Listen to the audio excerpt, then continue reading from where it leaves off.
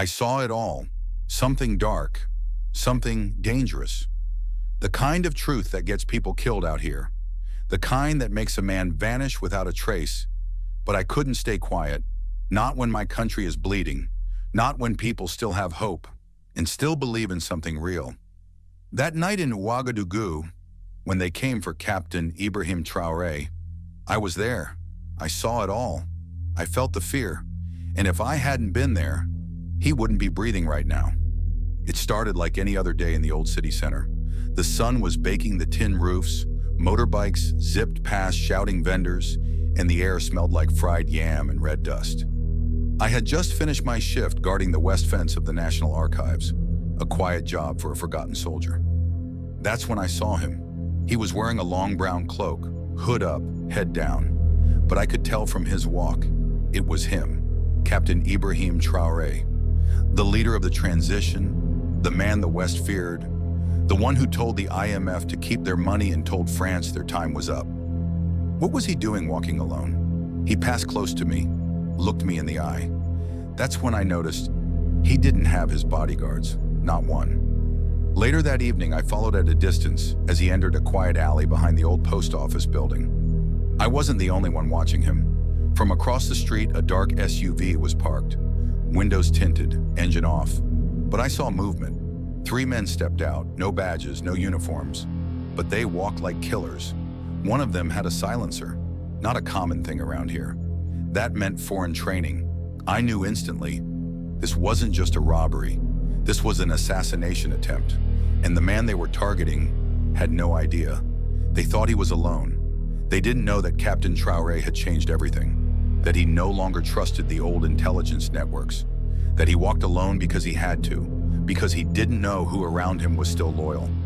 They didn't know I was there, watching. They didn't know who I was either, just a former Army logistics officer, dismissed during Damiba's time for unpatriotic behavior. My only crime? I supported Sankara's dream. That made me a target back then. But now, I was in the right place, at the right time. And when I saw the gun, my instincts kicked in. The first shot echoed like thunder in that narrow alley. But Traoré, he dropped low. It grazed his shoulder, tearing through the cloth. Blood spilled, but he didn't scream. He turned, rolled behind a trash bin, and pulled a pistol from under his robe. He was ready. The men didn't expect a fight.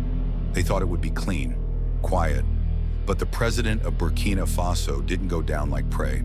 He fought like a soldier. I pulled my old sidearm, yes, I still carried it, and ran across the street. By the time I got there, one man was already down. The second was limping away.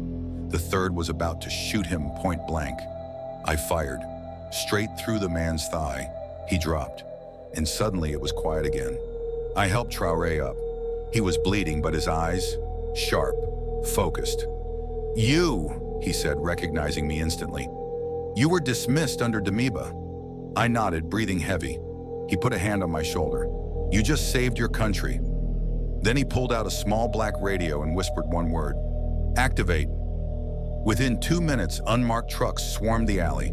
Men in plain clothes, intelligence officers, not army, dragged the attackers away. The last one, still conscious, was screaming in Arabic. I heard him say the words, "Qatar, contact, failed." I don't know what it meant, but I know it wasn't local. This went beyond Burkina Faso. The next day, there was no news about the attack. Not on state TV, not on social media, only whispers. People said the president had taken a small rest, that he was inspecting the mines in the east. But I knew the truth. He had been nearly executed in the heart of his own capital, and it was covered up. Why? Because revealing it would mean admitting how deep the betrayal runs, how some of the bullets aimed at Traoré were paid for in francs CFA. 2 days later, I got a message, a simple envelope delivered to my tea stall by a boy with no shoes. Inside, a black card stamped with a gold eye. I knew what it meant. I had been recruited, not into the army, not into any known unit, but into the Phantom Guard, a secret circle of loyalists who work in the shadows, protecting the dream of sovereignty. We don't wear uniforms. We don't ask questions. We just listen and act. Traore had learned that open loyalty could get you killed, so now he built his protection in silence, like Sankara tried before betrayal ended his light. Weeks passed. I continued selling tea, listening, watching. I saw generals who laughed too loudly when France was mentioned. I saw foreign aid trucks carrying more than food. I saw soldiers stationed near gold mines, mines that never reported their full yield. Burkina Faso's war is not just against terrorists, it's against the people who claim to love her, but bleed her dry. And Traore, he knows it. He walks among us, unannounced, to see who is real, who is loyal. That's why they want him gone. Because a president who knows the truth is the most dangerous weapon of all. On the 60th day after the attack, something happened that told me the war was far from over. A drone, unmarked, flew over the capital. It hovered for exactly 4 minutes, then dropped something. Not a bomb, a flag. It landed in the presidential square. It was black, with red Arabic writing, a symbol used by extremist groups in the Sahel. It was a message. They were still watching, still planning, but so were we. Now I sit here, months later, still alive, still watching. And every morning, when I walk past the main square, I see children saluting the statue of Sankara. I see women entering new training centers. I see soldiers building roads instead of guarding politicians. This is the Burkina Traoré is trying to build, but it's fragile, one bullet away from collapse. That's why stories like this must be told, so people know that behind the gold mines and military speeches, there's a real war being fought. A war for freedom, a war for dignity, a war where the president himself bleeds alongside his people. They tried to kill him because they thought he was alone, because they didn't know who was watching. But now you know. And if you ever see a man in a plain brown cloak, walking alone, head low, be careful how you treat him. He might just be the man carrying the future of Africa on his shoulders. Just as I thought the dangers had passed, it started with whispers. Again, the streets of Ouagadougou had calmed, at least on the surface. The failed ambush on Traoré had faded into rumor. The men who touched him without knowing his identity were nowhere to be found. Some said they vanished. Others said they were executed silently. No trial, no noise. But I sensed the kind of silence that tells you death is rehearsing its entrance. I was walking past the ministry when I felt that eerie calm before a storm. An old soldier from Traoré's academy days slipped a note into my jacket. It read only 6 words. The Americans are back. Hotel Yibi. Now, Hotel Yibi isn't just any hotel. It's where visiting diplomats stay under false names. It's where black market arms deals are made over champagne. It's where coups are cooked at cocktail bars. I went there, not as a journalist, as a ghost. And what I heard in that room changed everything. The meeting wasn't large, just 5 men. 1 white, clearly foreign, 3 in suits, and 1 in a Burkina Faso military uniform. That's what shook me. Someone from our side was in bed with them, and they were planning something far worse than the last time. This wasn't just another attempt to remove Traoré. They wanted to break the entire command structure, leave the nation headless so friendly forces could sweep in under the banner of peacekeeping. They called it Operation Phoenix. A rebirth, they said, the right kind of democracy. I almost threw up. And then my contact, the old soldier, burst through the door, gun drawn. He didn't say a word. He just looked at me and nodded. Run. We escaped through the service elevator, down to the underground garage. But one of them followed us. Not the foreigner, not the soldiers, the man in the Burkina Faso uniform. He was quiet, focused, no hesitation. And as we ducked behind a concrete pillar, I finally got a good look at his face. I knew him, Colonel Saban, a war hero, decorated, trusted by Traoré himself, and now a traitor. My heart dropped, because if Saban was in on this, it meant Traoré was more vulnerable than anyone knew. We needed to get to him fast, but getting close to the president now wasn't going to be easy.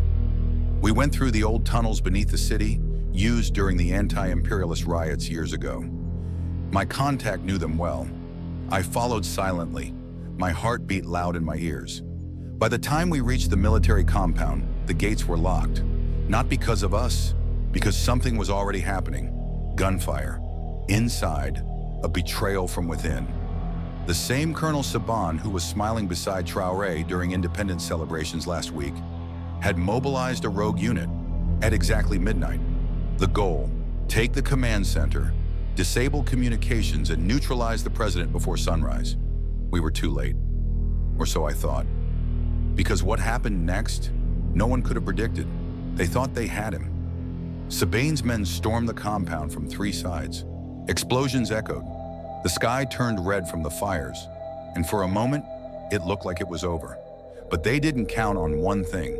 Traore wasn't sleeping. He was waiting, with loyalists, snipers, elite units hidden inside abandoned barracks. It wasn't a coup, it was a trap, and Sabane walked right into it. I watched from a rooftop nearby, trying to film, trying to breathe, and then I saw him, Traore, in full uniform, no helmet, standing tall in the smoke, shouting orders, walking through bullets like they were dust. He was everywhere, and no one could touch him. By dawn, the compound was silent again. Over 50 men arrested, several bodies on the ground, but Traore, untouched. Colonel Saban was captured trying to flee in a stolen jeep. They didn't kill him, not yet. Instead, Traore demanded something far more powerful, a confession, in front of cameras, in front of the nation. The colonel, bruised and bloodied, looked straight into the lens and said the words that sent a chill through the continent. I betrayed my country, for money, for promises of power. They told me Traore was dangerous, but the only danger is foreign control masked as peace. It was a moment no one expected, and one the West couldn't explain away. The morning after, I walked the streets, and I saw something I'll never forget. Mothers with flags, children chanting Traore's name. Even elders who once doubted him now raised their fists in silent defiance. He had survived, not just a bullet, but betrayal, a political execution, a campaign of shadows. And yet he stood, stronger, more dangerous to the empire than ever. And me? I'm still watching, still listening, because I know this won't be the last attempt. But the world is learning something very simple. You can try to kill a man, but you can't kill a revolution, not when it has eyes everywhere.